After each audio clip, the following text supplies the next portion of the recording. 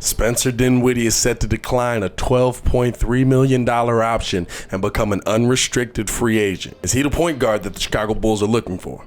Let's talk about it, starting now. And if you are new to the channel, please like the video, please subscribe to the page because we do talk Chicago sports weekly. We don't want you to miss a thing, so make sure that you hit that bell. And as always, we want to give a shout out to our fine friends over at Stolen Spirits. They're the people that give us this awesome Stolen X Rock and Rye. You've seen us drink it on the breeze many a times during the live. It's an aged American whiskey made with raw honey and orange peel.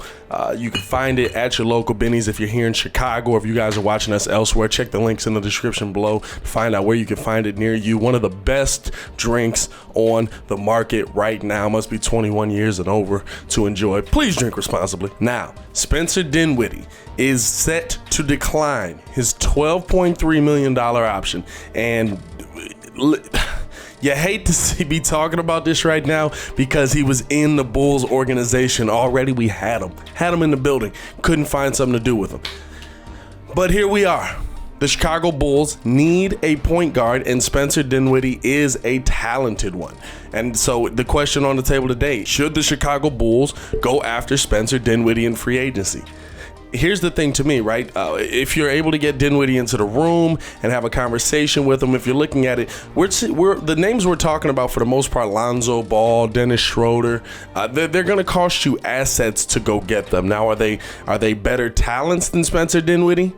On the surface, you might say, and there's a little bit of a concern coming back off of an ACL injury. He's pretty much been sidelined the entire year, but he should be ready to go by the beginning of the season next year. And I think that we're at a point with ACLs now. We always hear, is he going to come back the same player? You never come back the same player. I feel like at this point now, we've seen so many guys go out with ACL injuries and come back and be pretty much very similar, if not even continuing to grow into a better player, that the ACL to me, especially as early in the year as it was to me, is almost a non-factor coming into this. You can't say completely it's a non-factor, but Dinwiddie really hasn't had a history of major injuries like this where we feel like we're not going to see him. Now, he has had some nagging injuries throughout his career, but I mean, nothing major like an ACL injury. And so to me, bringing him in is all about what he's able to do on the court, on the basketball floor, and how is he able to fit with what we already have here.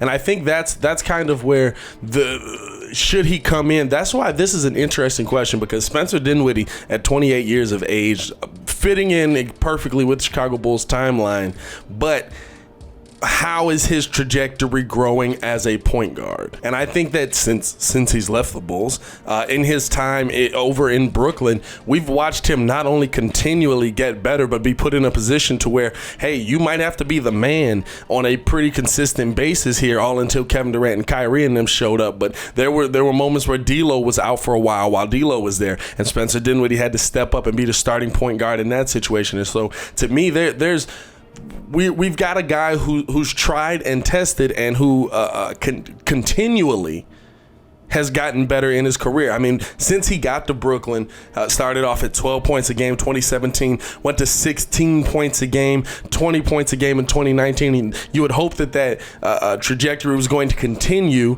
Now, he was getting a little bit of a regression role, but when put in that position, you were hoping that was going to continue. Now, the thing that you have to have questions on is his facilitating.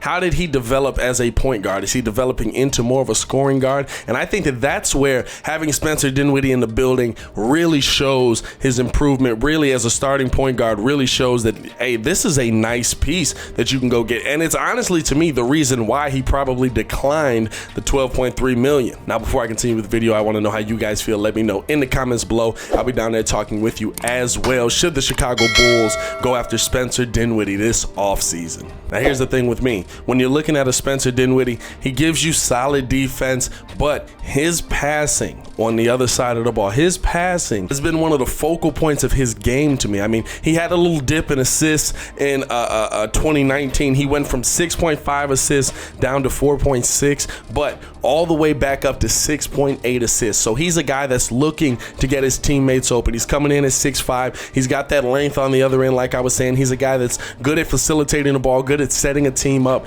And to me, you can go get a Spencer Dinwiddie, and I think here's where the caveat is, right? You've got a guy whose scoring has continued to go up. I love that.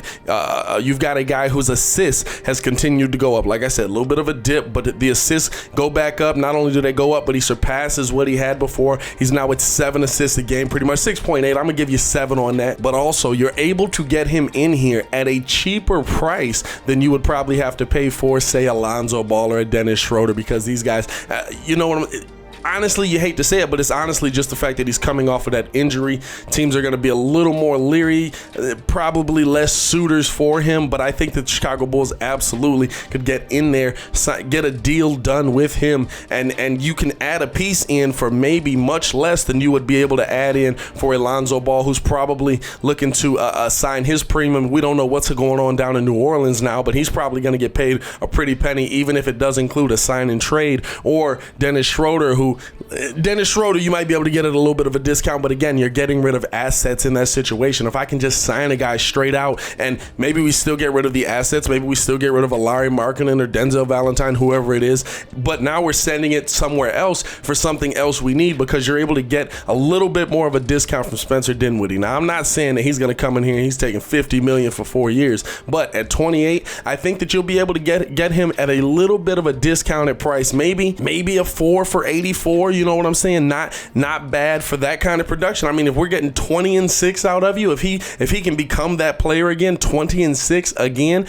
I would love to have Spencer Dinwiddie here, because you're getting 20 and 6 while Zach LaVine's still able to do what he does, Vooch is still able to do what he does, and you have enough room left in the cap to go out and get you another guy. Maybe you're able to make a move for DeMar DeRozan now. Maybe you're able to make a move. You know what I'm saying? Like, maybe there's somebody out there who AK, listen, we know how AK finessed us all with the Vooch trade, right? So maybe there's somebody out there that AK is looking at that nobody else even thinks is on the table, and he needs the assets for that piece. That's where that's where signing a guy like Dinwiddie can be so helpful, and you're not losing anything at that position. And even if you get into that situation, even if, listen, Bulls probably are going to end up keeping Coby White now due to the injury. We'll see kind of where that goes. And shout out to everybody who commented on the Coby White video when I was talking about him getting hurt, and I was like, I don't know if you can actually trade for a hurt player. The Bulls got Zach LaVine when he had torn his ACL. So definitely the fans keeping me on my toes. I love that. I love that about y'all.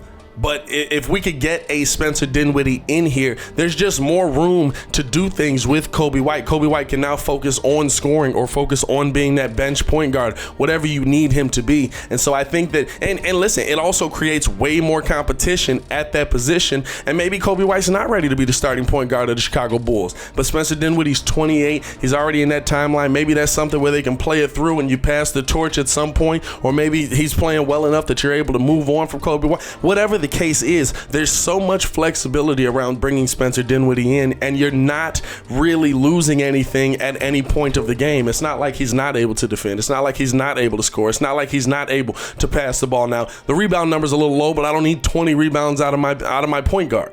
And so to me, if the Bulls were to make a move this offseason at the point guard, Spencer Dinwiddie might not be at the top of my list, but I'd say he's probably top five, and probably not that low in the 5. You know what I'm saying? Like, because it allows the Bulls to do so much more if they're able to get him in here. And I think that that's something that you absolutely have to look into. But as always, I want to know how you guys feel, man. Let me know. Should the Chicago Bulls try and sign Spencer Dinwiddie this offseason to be their starting point guard? I'll be down there talking with you all as well. As always, it is your boy Pat, the designer, back at it again to continue watching our Chicago Bulls content. Click the links here. Check the links in the description below. We got a lot of great stuff coming y'all way, man. Y'all stay safe out here, Chicago. Peace.